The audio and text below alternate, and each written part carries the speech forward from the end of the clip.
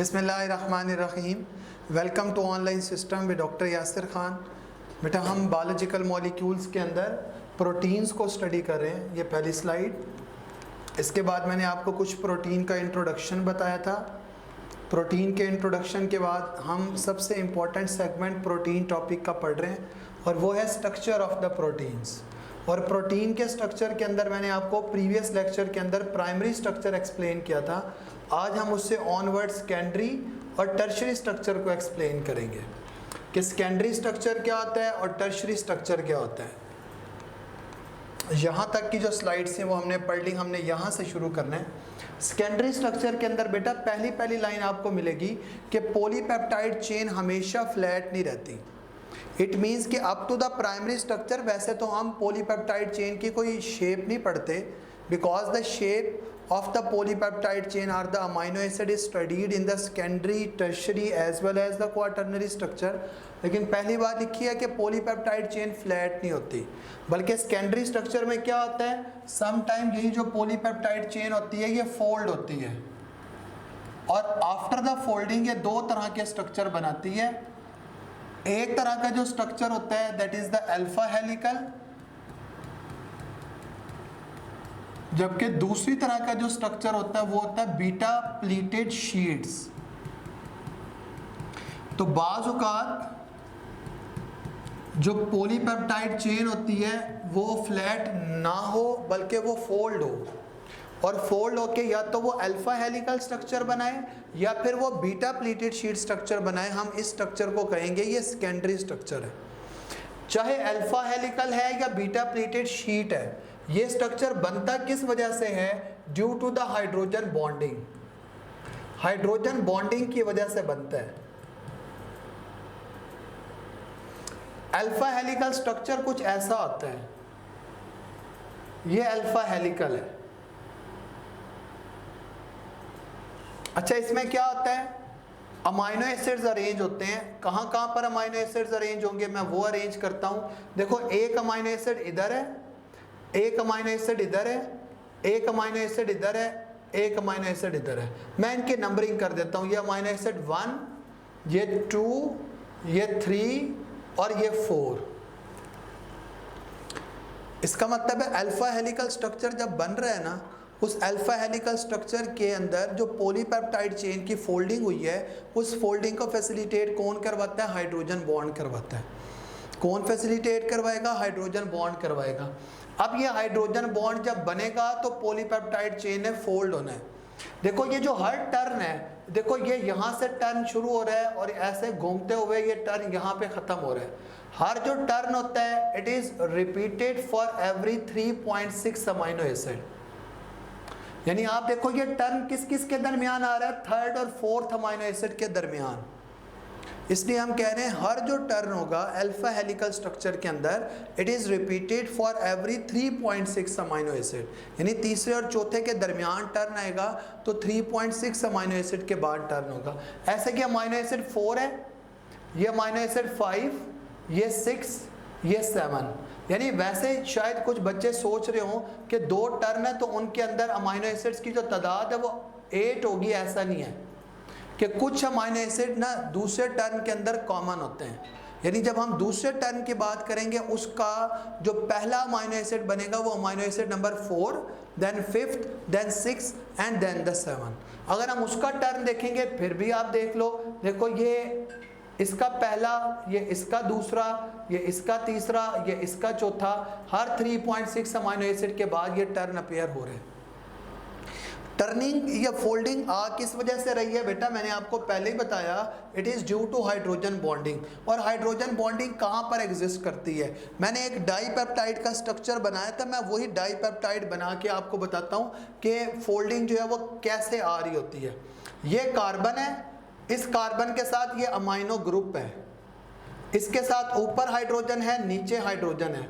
आगे क्या था? ये C डबल बॉन्ड O, उसके साथ आगे ये नाइट्रोजन और उसके साथ हाइड्रोजन। आगे सेंट्रल कार्बन है, सेंट्रल कार्बन के ऊपर अगर आप देखेंगे तो आपको मिलेगा CH3, यानी ये एलानीन है, नीचे हाइड्रोजन है, आगे कार्बोक्सिलिक ग्रुप है। यानी ये एक अमाइनो एसिड था, ये दूसरा अमाइनो एसिड था। एक का कार्बोक्सिलिक ग्रुप दूसरे का अमाइनो ग्रुप आपस में पेप्टाइड बॉन्ड बनाने के अंदर इन्वॉल्व होते हैं।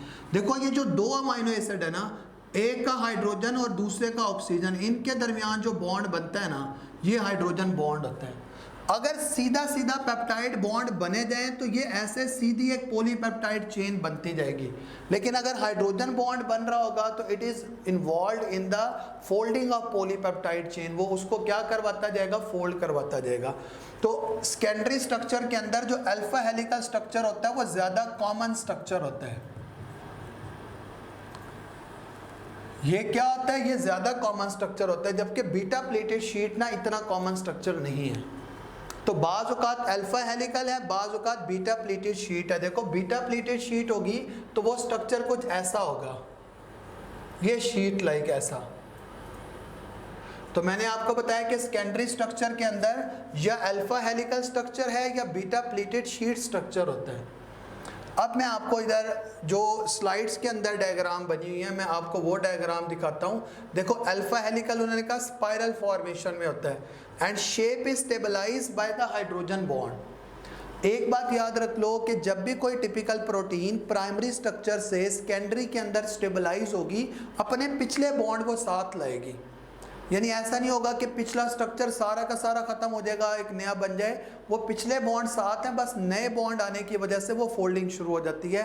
इसका मतलब है पहले अगर पेप्टाइड था तो वो पेप्टाइड इधर भी होगा, ठीक है। डाइसल्फाइड तो कभी कभार होता है ना, इसलिए मैं उसको मेंशन नहीं कर रहा। और साथ में हाइड्रोजन बॉन्ड इधर एडिशनली आया। तो अगर आपसे पूछ लिया जाए कि सेकेंडरी स्ट्रक्चर का अपना स्पेसिफिक बॉन्ड कौन सा होता है, तो हाइड्रोजन बॉन्ड। सेकेंडरी स्ट्रक्चर में कौन कौन से बॉन्ड एग्जिस्ट कर सकते हैं, तो पेप्टाइड बॉन्ड एग्जिस्ट कर सकता है, हाइड्रोजन बॉन्ड एग्जिस्ट कर सकता है, एंड द डाइसल्फाइड लिंकेजेस में प्रेजेंट में। उसके बाद लिखा हुआ है कि अल्फा हेलिकल स्ट्रक्चर में there is a turn for every 3.6 amino acid. हर 3.6 अमाइनो एसिड के बाद टर्न आ रहा है। तो आप देखोगे जहां पर आपको पहला अमाइनो एसिड दिखाई दे रहा है और चौथा दे रहा है ना, इनके दरमियान हाइड्रोजन बॉन्ड बनेगा जो उसको क्या करवाते जाएंगे, फोल्ड करवाते जाएंगे। जबकि बीटा प्लेटेड शीट स्ट्रक्चर कुछ ऐसा है जिसके ऊपर folding back of the polypeptide chain है, और ये भी हाइड्रोजन बॉन्ड की वजह से फोल्डिंग हो रही होती है, हाइड्रोजन बॉन्ड की वजह से। तो ये मैंने आपको बताया सेकेंडरी स्ट्रक्चर।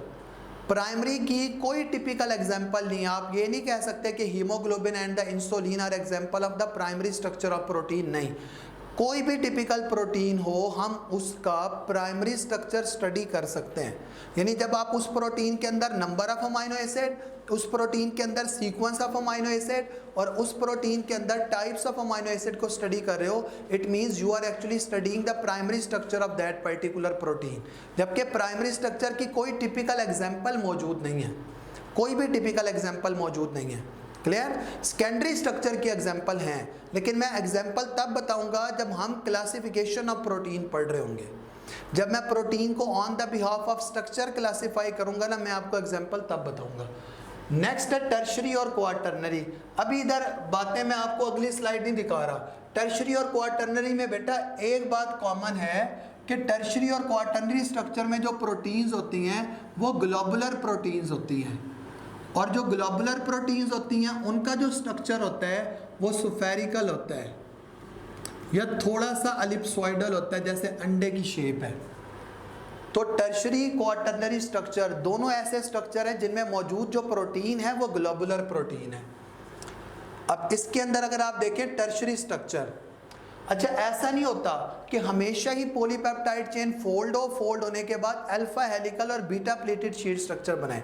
सम टाइम ये जो फोल्डिंग होती है ना, ये फर्दर शुरू हो जाती है, मजीद फोल्डिंग होगी उस अल्फा हेलिकल और बीटा प्लेटेड शीट्स के बाद। जब मजीद फोल्डिंग होगी तो bending and the folding of polypeptide chain upon itself, और अपने ऊपर जब बेंडिंग या फोल्डिंग होगी तो उसके रिजल्ट में जो स्ट्रक्चर बनेगा ना, वो एक टर्शरी स्ट्रक्चर बनेगा, ग्लोबुलर शेप इख्तियार करना शुरू कर देगा वो। और इसकी स्टेबलाइजेशन के लिए जो बॉन्ड होते हैं, मैंने आपको पहले बताया था कि जो पिछले बॉन्ड है वो साथ आ रहे हैं। देखो प्राइमरी स्ट्रक्चर का स्पेसिफिक बॉन्ड कौन सा आता है बेटा, पेप्टाइड बॉन्ड। सेकेंडरी स्ट्रक्चर का स्पेसिफिक बॉन्ड कौन सा आता है, हाइड्रोजन बॉन्ड। टर्शरी स्ट्रक्चर का स्पेसिफिक बॉन्ड कौन सा आता है, आयनिक बॉन्ड। इसलिए टर्शरी स्ट्रक्चर वो होगा जहां पर polypeptide chain it fold upon itself to form the globular structure. और ये जो ग्लोबुलर स्ट्रक्चर का बनना है ये किसकी वजह से होता है? उसमें बेटा आयनिक बॉन्ड भी है, हाइड्रोजन बॉन्ड भी है, डाइसल्फाइड लिंकेजेस भी होते हैं और पेप्टाइड बॉन्ड भी होता है, और पेप्टाइड बॉन्ड भी मौजूद होता है। ये टर्शरी है। अच्छा, टर्शरी के बाद क्वाटर्नरी को अगर आप देखें, क्वाटर्नरी वो होता है जिसमें aggregation of the tertiary structure, यानी टर्शरी स्ट्रक्चर में हम आम तौर पे कहते हैं कि एक तरह की पॉलीपेप्टाइड चेन होती है। अगर एक से ज़्यादा पॉलीपेप्टाइड चेन या वो तमाम प्रोटीन जिनमें टर्शरी स्ट्रक्चर आपस में एग्रीगेट हो जाए ना पॉलीपेप्टाइड चेन, तो वो जो aggregation of the tertiary chains होती हैं वो मिलके क्या बनाती हैं? क्वाटर्नरी स्ट्रक्चर बनाती हैं।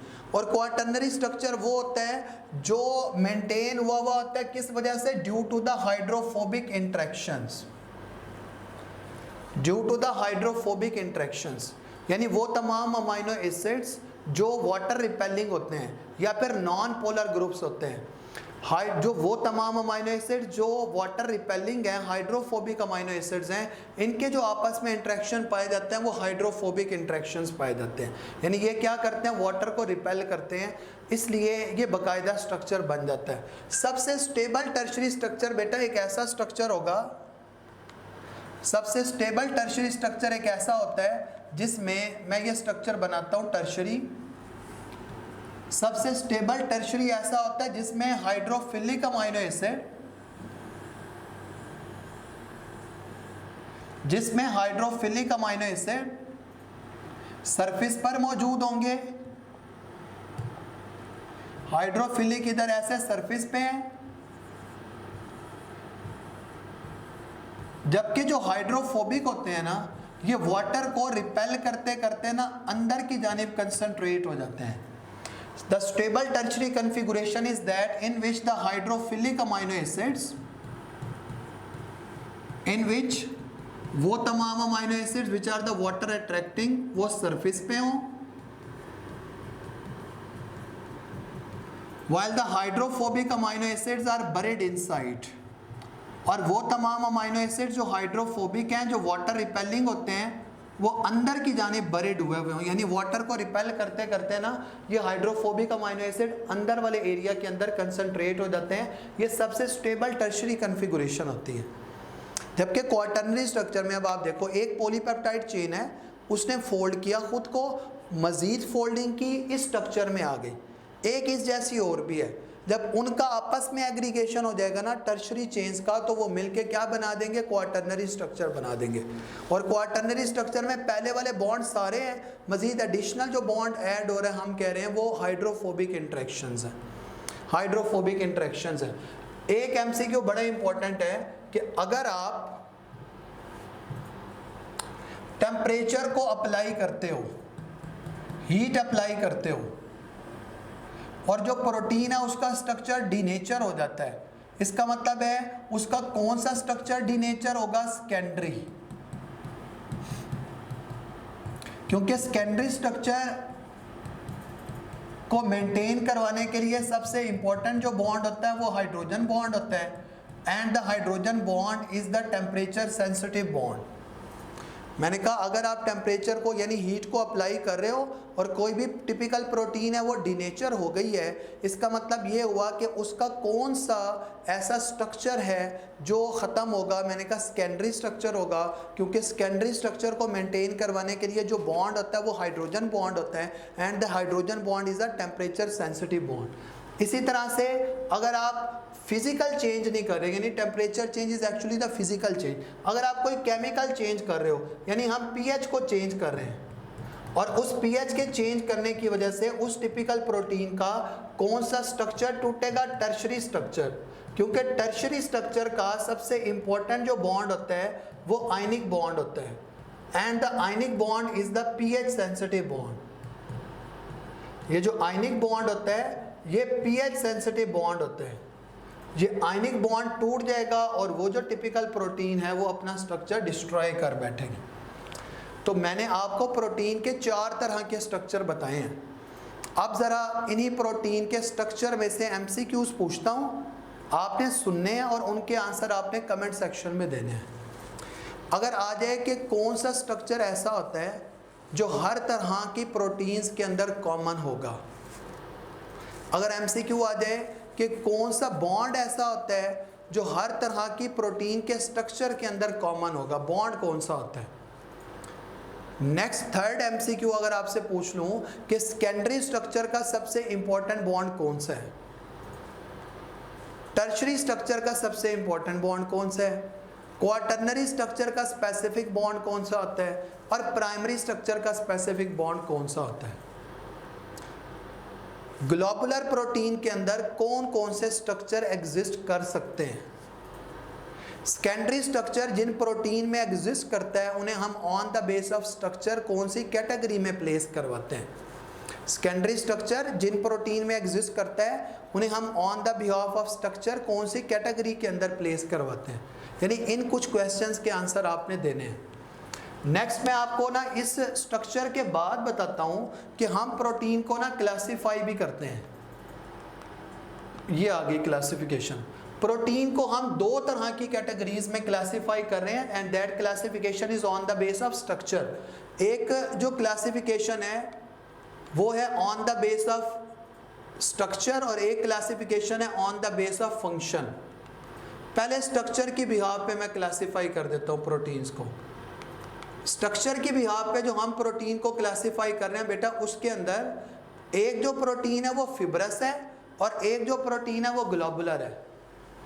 फिब्रस प्रोटीन का स्ट्रक्चर कैसा होगा, ग्लोबुलर का कैसा होगा, क्योंकि we are actually classifying these protein on the base of structure. Fibrous protein वो तमाम है which are present in the form of fibrils. Fibrils कहते हैं बेटा धागों को। फिब्रस प्रोटीन वो तमाम होती हैं जो फिब्रिल्स की सूरत में हो, और फिब्रिल्स हम किसे कहते हैं बेटा, धागों को कहते हैं फिब्रिल्स। फिब्रिल्स किसे कहते हैं, धागों को। जबकि ग्लोबुलर प्रोटीन्स वो तमाम होती हैं which are either present in the spherical form, either present in the ellipsoidal form. या स्फेरिकल हालत में है या एलिप्सॉइडल हालत में है। नंबर सेकंड लिखा हुआ है स्ट्रक्चर। देखो मैंने जब सेकेंडरी स्ट्रक्चर बताया ना, मैंने आपको एग्जांपल नहीं बताई तब। यानी फिब्रस प्रोटीन्स वो तमाम होती हैं जिनमें सबसे इंपॉर्टेंट जो स्ट्रक्चर होता है वो सेकेंडरी स्ट्रक्चर होता है। जबकि ग्लोबुलर प्रोटीन में टर्शरी भी होता है, क्वाटर्नरी भी होता है, but the most important structure among the globular protein is the tertiary structure. दो बातों का पता चला। उसके बाद है सोलबिलिटी। एक्वस मीडियम के अंदर जो फिब्रस प्रोटीन होती हैं ये इनसोलुबल हैं और फिब्रस प्रोटीन नॉन क्रिस्टलाइन है, जबकि ग्लोबुलर प्रोटीन सोलुबल है in the aqueous environment and as well as the globular protein are the crystalline. Fibrous protein वो होती हैं जो इलास्टिक नेचर की होती हैं, जबकि ग्लोबुलर प्रोटीन वो होती हैं जो इन इलास्टिक या नॉन इलास्टिक है। फिब्रस प्रोटीन का जो रोल होता है वो स्ट्रक्चरल रोल होता है, और आप याद रख लें वो प्रोटीन जो स्ट्रक्चरल रोल प्ले करेगी वो ज़्यादा स्टेबल होगी। जाहिर बात है जिसने स्ट्रक्चर बनाना स्टेबल होगी तो स्ट्रक्चर बनाएगी, वरना तो वो फौरी तौर पे स्ट्रक्चर ख़त्म हो जाएगा। जबकि ग्लोबुलर प्रोटीन है, इसका जो रोल होता है वो फिजियोलॉजिकल रोल होता है, फंक्शनल रोल होता है, और ये लेस स्टेबल है। नेक्स्ट है एग्जाम्पल। हमारी बुक में एक एग्जाम्पल है सिल्क फाइबर, यानी सिल्क वर्म के अंदर और स्पाइडर वेब के अंदर जो प्रोटीन होती है ना, वो कौन सी प्रोटीन है, फिब्रस। ऐसे मायोसिन है, ऐसे कैराटिन है। कैराटिन वो प्रोटीन होती है जो हमारे हेयर के अंदर है, हमारे नेल्स के अंदर है। मायोसिन वो प्रोटीन होती है जो हमारे मसल्स के अंदर मौजूद होती है। तो कैराटिन है। ऐसे आप देख लो कि कोलेजन है, कोलेजन प्रोटीन। कोलेजन वो होती है जो हमारे बोन और कार्टिलेज में होती है। इलास्टिन प्रोटीन है जो लिगामेंट और टेंडन के अंदर मौजूद होती है। ऐसे सिल्क फाइबर के अंदर, स्पाइडर वेब के अंदर मायोसिन है, एक्टिन है, ट्रोपोमायोसिन है, ये तमाम की तमाम फिब्रस प्रोटीन है and they play the structural role. जबकि ग्लोबुलर प्रोटीन्स के अंदर एंजाइम्स हैं, हार्मोन्स हैं, एंटीबॉडीज़ हैं, हीमोग्लोबिन है, मायोग्लोबिन है, ये तमाम की तमाम ग्लोबुलर प्रोटीन्स में आती हैं। Enzymes, hormones, antibodies, hemoglobin, myoglobin, all these are the globular proteins and they play the functional role। तो मैंने आपको बेटा प्रोटीन की क्लासिफिकेशन बताई है, और इससे आपको अंदाज़ा हो गया कि जो ग्लोबुलर प्रोटीन होती हैं उनमें टर्शरी क्वाटरनरी दोनों स्ट्रक्चर होते हैं। फिर हम फ़र्क कैसे करवाएंगे? वो एक जनरलाइज हम रूल बताते हैं कि ग्लोबुलर प्रोटीन हो अप टू 1 पॉलीपेप्टाइड चेन हो टर्शरी स्ट्रक्चर, ग्लोबुलर प्रोटीन हो एक से ज़्यादा पॉलीपेप्टाइड चेन हो क्वाटरनरी स्ट्रक्चर मौजूद होते हैं। तो मैं आखिरी आपको प्रोटीन की क्लासिफिकेशन अगले लेक्चर में पढ़ाकर मैं न्यूक्लिक एसिड वाले टॉपिक को स्टार्ट करूंगा। आज के लेक्चर के अंदर जो मैंने आपको बात बताई वो प्रोटीन का स्ट्रक्चर बताया और एक तरह की क्लासिफिकेशन बताई। उम्मीद करता हूं कि आपको ये तमाम की तमाम बातें समझ आई होंगी। जो बातें आपको समझ नहीं आई वो आप व्हाट्सएप ग्रुप के अंदर पूछ सकते हैं। आज के लिए इतना ही बेटा, अल्लाह हाफिज़।